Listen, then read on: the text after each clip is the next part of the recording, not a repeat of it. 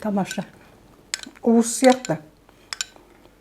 Қант салған жоқ, прям тәтті болып тұр. Қант салса совсем тәтті болып кететін шығар. Ой, керемет енді, мынау дегенің айта алмайсың прям. Осыны ішіп алсаң, кешке дейін тоқ жүресің. Мынау асқазанға да жақсы. Не только әйелдерге, мынау үлкен кісілерге де ішуге болады. Балаларға берсе, балалар ішіп алса қандай тамаша. Біз бүгін бұламық жасаймыз. Бұламыққа керегі сүт, ұн, май, сосын тұз саламыз, тары. Бұны тоң маймен де істейді, сары маймен де істейді, майды шырғырып, тоң май қып та істейді. Біз енді сары майменен тоң майды қосып екеуін істейік деп отырмыз. Өткенде істегенбіз, онда сары май салғанбыз. Енді мына екеуін тоң майменен сары майды қосып, ұнымызды қуырып аламыз. Енді осыға міне, мынау тоң май кішкене, сосын сары май. Екеуін шырғырып аламыз. Сосын үстіне ұн саламыз. Майымыз еріп атыр, мінекей, сары май мен тоң май. Сары май қостық кішкене. Қолдың сары майы. Сосын қойдың тоң майы. Міне осыған енді ұн қосамыз. 2 қасықтай мінекей ұн қосамыз. Былғап отыру керек ұнды.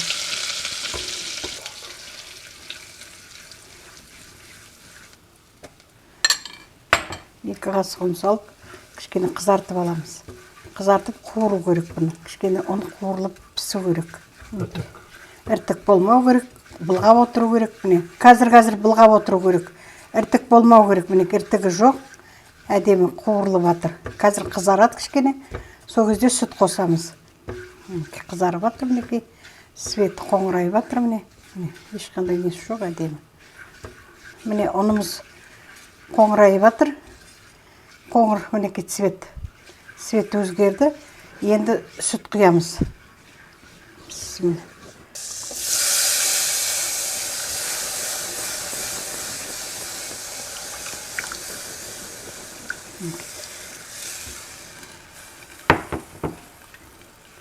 Сүтіміз қайнайды. Сол кезде тары саламыз. 2 қасық тары. Жуып, әдемілеп қойдық. Қазір тары саламыз. Сүтіміз қайнасын, пісіп. Мұны қарап отыру керек, былғап отыру керек, іртігі болмау керек, сүт тасып кетпесін. Қарап, қолды алмай қарап отыру керек, былғап отыру керек. Қоңырайып атыр, сүтіміз де қайнауға жақын.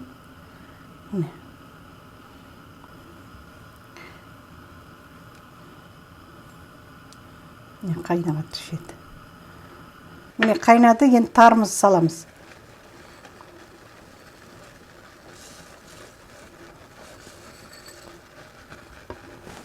Тары өте пайдалы, кальций тарыда.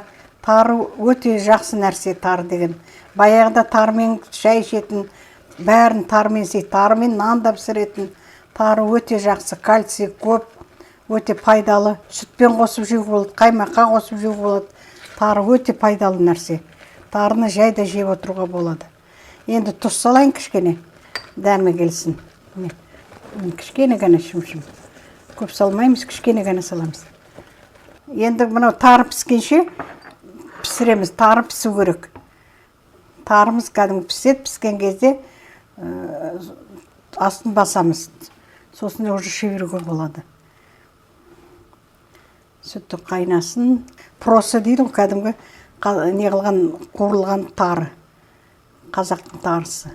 Тары деген мыңда бір ем, өте жақсы. Бұл бұламықты әр жерде әр түрлі істейді. Кей жерде осылай ұнды қуырып алып, үстіне су құйып, қайнатады. Сосын бөлек етті қуырады. Пиязбенен етті қуырып, осының үстіне салады. Сосын артынан күріш салып, күрішпен пісіреді. Біз енді күріштің орнына мына тарымызды салып жатырмыз. Осы тарымен істеген дұрыс, пайдалы. Бұны әйелдерге бергенде өте пайдалы. Етпен салғасын біз енді мынаны сұйқып, кәдімгі кесеге құйып ішеді, сұйқып. Ал ет қосқаннан кейін ол кәдімгі бір тағам болып шығады. Кәдімгі салма ма, әр жерде әртүрлі істейді. Енді мен өзім білгенімді істеп жатырмын. Өзім осылай істеген жақсы көремін. Бұны любой не кезде осылай ыстықтай кесеге құйып көтер не ішесіздер. Ананы кәдімгі қасықпенен салма сияқты, лапша сияқты қылып ішеді. Ет салғаннан кейін. Ол да дәмді болады шығар. Енді олай істеп көрген жоқпын. Міне болды. Енді астын сөндіремін. Міне. Мінеке, керемет болып пісті. Мінеке, қою. Мінеке. Керемет пісіп жатыр, тамаша. Мінеке, қою болып пісті. Бұл тұра-тұра тіпті қою болады. Енді бұны ыстықтай босанған әйелге, үлкен кісілерге, балаларға, любой адамға шеберуге болады. Өте пайдалы. Дайын болды. Мінеке, қайнап. Мінеке. Міне бәрі пісті. Мінеке, қою болды.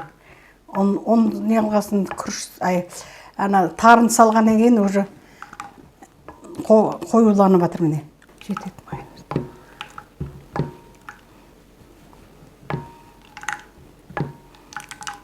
Мінеке, тұрып қоюланады. Міне қою болды. Кәдімгі ботқа болды, міне ботқа сияқты мінеке.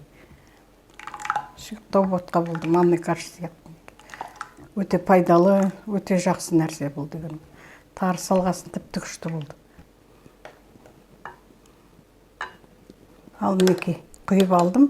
Енді дәмін көрем. Қалай пісті екен, қалай не болды екен. Бісміллә, міне өте тамаша мінеке, қою болды.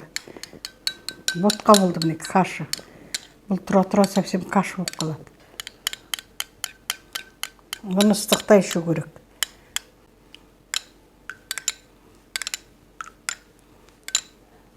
Енді дәмін көрек пісіміне.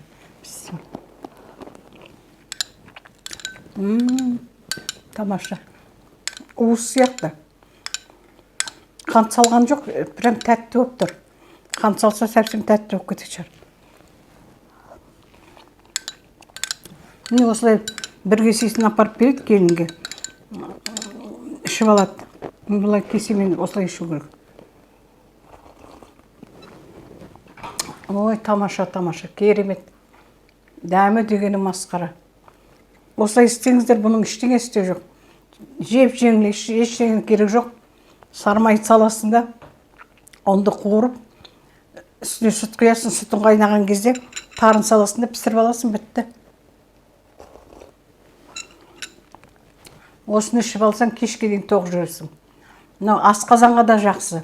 Асқазанның шектерге, қарын шек нелерге, асқазанға өте пайдалы бұл. Өте жақсы. Не только әйелдерге, үлкен кісілерге де ішуге болады. Балаларға берсе, балалар ішіп алса қандай тамаша. Бұның ішінде кальций бар. Тары деген өте пайдалы. Кальцийға мол тары. Тарыны жай жей алмасаң, осылай пісіріп жеуге болады, өте тамаша. Күшті. Ой, керемет енді, мынау дегенің айта алмайсың прям.